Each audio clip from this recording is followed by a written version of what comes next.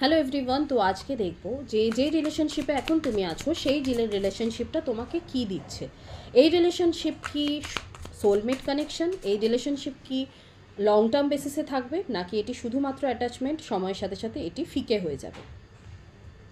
Positively claim করবে ইউনিভার্সের কাছ থেকে, কমেন্টে লিখবে জয় মা কালী। মায়ের দিক থেকে, ডিভাইনের দিক থেকে কোনো রকম সংকেত এই মেসেজ থ্রু দিয়ে কিন্তু তোমার কাছে যাচ্ছে, এই ভিডিও থ্রু দিয়ে কিন্তু তোমার কাছে যাচ্ছে।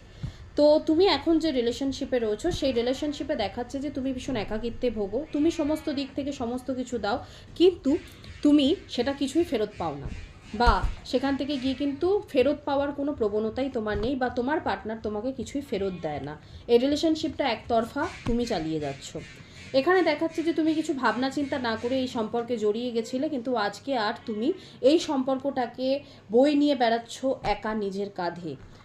এবার আসছে ব্রেক থ্রু প্রসেস, মানে হচ্ছে যে এবার তোমার পার্টনার একটা সময় আসবে যখন কিন্তু তোমার পার্টনার এই রিলেশনশিপটাতে অংশগ্রহণ করবে, এবং সেটি কিন্তু ধৈর্যের ব্যাপার। সেটা হয়তো এখন এই মুহূর্তে নাও হতে পারে, কিছুদিন পর থেকে হয়তো দেখবে যে তুমি তোমার পার্টনার এতদিন ধরে তুমি যে পার্টিসিপেশনটা দিয়েছো সেটা এবার তোমার পার্টনারের দিক থেকে আসবে।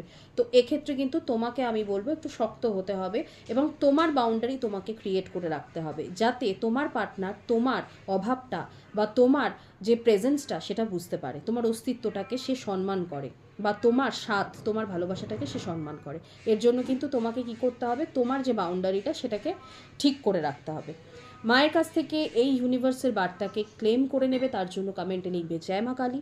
আর আমাকে ফলো করতে ভুলবে না, আর শেয়ার করে দেবে। আর 5টি মানুষের মধ্যে পজিটিভিটি শেয়ার করলে পজিটিভ জিনিস তোমার জীবনে অবশ্যই ঘটবে।